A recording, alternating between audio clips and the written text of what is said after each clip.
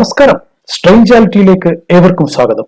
നായകനൊപ്പം കയ്യടി നേടിയ Fahad ഫാസിലിന്റെ villain കഥാപാത്രമായിരുന്നു പുഷ്പയിലെ police Panwar Singh Shekhawat. എന്നാൽ നായകനേക്കാൾ ഒരു പടി ഉയർന്നു നിൽക്കുന്ന വില്ലനായി മാമണലിലെ രത്നവേൽ മാറുമ്പോൾ ഫഹദ് ഫാസിൽ എന്ന ബ്രാൻഡിനെ ഇന്ത്യൻ സിനിമ ആഘോഷിക്കുകയാണ് എന്ന് തന്നെ പറയാം. താരപദവിക്ക് വേണ്ടി മത്സരിക്കാത്ത തന്നിലെ നടനെ രാഗി നിൽക്കുന്നതിൽ അയാൾ ശ്രദ്ധ കാണിച്ചതിന്റെ തെളിവാണ് തെന്നിന്ത്യ മുഴുവൻ ആഘോഷിക്കപ്പെടുന്ന വില്ലനായി മാമണലിലെ രത്നവേൽ മാറിയതിന്റെ കാരണം. നായകനായി സിനിമയിൽ എത്തിയ ഫഹദ് ഒരു ഇടവേളയ്ക്ക് ശേഷം തിരിച്ചെത്തിയപ്പോൾ അയാളുടെ തിരഞ്ഞെടുപ്പുകൾ എല്ലാം കൃത്യമായിരുന്നു എന്നതിന്റെ ഏറ്റവും വലിയ പുതിയ അടയാളമാണ് മാമന്നനിലെ രത്നവേൽ. നായകന് പ്രാധാന്യം നൽകേണ്ട ഒരു ചിത്രമാണ് ഒരുക്കുന്നതെങ്കിൽ വില്ലനെ ഫഹദ് ക്ലാസ് ചെയ്യരുത് എന്ന തരത്തിലുള്ള കുറിപ്പുകളോട് സാമൂഹ്യ മാധ്യമങ്ങളിൽ ജാതി വെറിയനായ രത്നവേൽ എന്ന കഥാപാത്രം വൈറലാകുന്നത് ഫഹദ് എന്ന നടനിലെ ആ വേഷം അത്രമാത്രം ഭദ്രമായിരുന്നെന്ന് നമുക്ക് മനസ്സിലാക്കാം. പലപ്പോഴും വില്ലനായി അരങ്ങിലെത്തുന്ന നടന്മാരുടെ അഭിനയ മികവുകൾ കൊണ്ട് അയാൾ പ്രതിനായകൻ ആണെന്ന ബോധത്തെ പോലും മറയ്ക്കും വിധം പ്രേക്ഷക ഹൃദയങ്ങളിൽ ഇടം നേടാറുണ്ട്. ആകാര ഭംഗി കൊണ്ട് നായകനേക്കാൾ വില്ലനെ ആഘോഷിച്ചിരുന്ന കാലഘട്ടവും കടന്ന് വില്ലനിലെ അതിസൂക്ഷ്മമായ ഭാവപ്രകടനങ്ങൾ പോലും നിരീക്ഷിക്കുന്ന ഒരു സമൂഹത്തിന് മുന്നിലേക്കാണ് രൂക്ഷമായ നോട്ടവും പ്രതികാരം ജ്വലിക്കുന്ന ചിരിയുമായി ഫഹദ് ഫാസിൽ എത്തുന്നത്. ജാതിബോധവും അധികാരവും തലയ്ക്ക് പിടിച്ച വില്ലൻ കഥാപാത്രമാണല്ലോ ഫഹദ് മാമണിൽ അവതരിപ്പിച്ചിരിക്കുന്നത്. എന്നാൽ തമിഴ്നാട്ടിലെ മിക്കയിടങ്ങളിലും കൂറ്റൻ ഫ്ലെക്സ് ബോർഡുകൾ സ്ഥാപിച്ചാണ് രത്നവേൽ ആഘോഷിക്കപ്പെട്ടത്. ജാതി വെറിയനെതിരെ മാരി സെൽവരാജ് ഒരുക്കിയ ചിത്രത്തിൽ വില്ലൻ കഥാപാത്രത്തിന് കിട്ടിയതാകട്ടെ ഒരു ഹീറോ പരിവേഷം.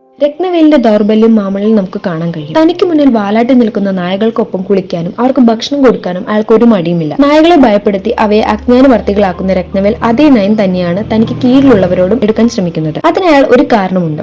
അച്ഛന്റെ മരണശേഷം സജീവ രാഷ്ട്രീയത്തിൽ നിന്ന് പിന്തള്ളപ്പെടുമെന്ന് ഉറപ്പായതോടെ അയാൾ സ്വയം നേടിയെടുത്തതാണ് ആ അധികാരം. അത് വിട്ടുകൊടുക്കാൻ അയാൾ ഒരിക്കലും തയ്യാറായിരുന്നില്ല. അതിനാൽ ഗൂഢതന്ത്രങ്ങൾ മെനയാനും അയാൾക്ക് മടിയില്ല. കുടുംബത്തോട് ആത്മാർത്ഥതയും പ്രതിബദ്ധതയും ഒക്കെ ഇന്ന് വരെ നാം കണ്ടിട്ടുള്ള മറ്റ് പ്രതിനായക വേഷങ്ങളിൽ നിന്നും അയാളെ തികച്ചും വ്യത്യസ്തനാണ്. അധികാരത്തിന്റെ നിറവും അഹങ്കാരവും നിറഞ്ഞ ഭാവങ്ങളും അതിനൊത്ത ശബ്ദ ശരീരഭാഷയും പേർന്ന ഫഹദ് രത്നവേൽ ഇതുവരെ തമിഴകം കണ്ട വില്ലന്മാരിൽ നിന്നും തികച്ചും വ്യത്യസ്തനായിരുന്നു. വെള്ള ഉടുപ്പും മുണ്ടും അതിനുള്ളിൽ സ്വർണ്ണമാലയും കൗണ്ടറെ ഓർമ്മപ്പെടുത്തുന്ന മീശയും ഒക്കെ രത്നവേലിന്റെ ശരീരഭാഷയിൽ രമ്യയുടെ ആഠിത്യവും വിളിച്ചോതുന്നു. അധികാര സ്ഥാനങ്ങൾ തന്നിലേക്ക് വന്നപ്പോൾ രത്നവേലിനുണ്ടായ മാറ്റം ഫഹദ് കൃത്യമായി ചിത്രത്തിൽ അടയാളപ്പെടുത്തി. ഈ അടുത്ത കാലത്ത് കണ്ട ഫഹദ് മാജിക് ഈ ചിത്രത്തിലും ആവർത്തിച്ചിരിക്കുന്നതാണ് എന്ന് ഒരിക്കൽ കൂടി ഓർമ്മിപ്പിച്ച് പറയാൻ സാധിക്കുന്നു. ഏത് കഥാപാത്രത്തിലേക്കും ഇഴുകിച്ചേരാൻ കഴിയുന്ന ഫഹദ് മാജിക് ഒന്നുകൊണ്ട് മാത്രമാണ് മാരി സെൽവരാജ് ചിത്രമായ മാമണിലെ നായകനായ ഉദയനിധി സ്റ്റാലിനെ പോലും പിന്തള്ളി രത്നവേലിനെ ജനങ്ങൾ ഏറ്റെടുക്കാൻ കാരണം. സമർപ്പണവും അധ്വാന നിരീക്ഷണവും നടന്ന വൈഭവവും കൊണ്ട് അക്ഷരാർത്ഥത്തിൽ പാൻ ഇന്ത്യ സിനിമയിൽ തന്നെ ഫഹദ് നടനെ അടയാളപ്പെടുത്തുന്ന വില്ലനാണ് രത്ന.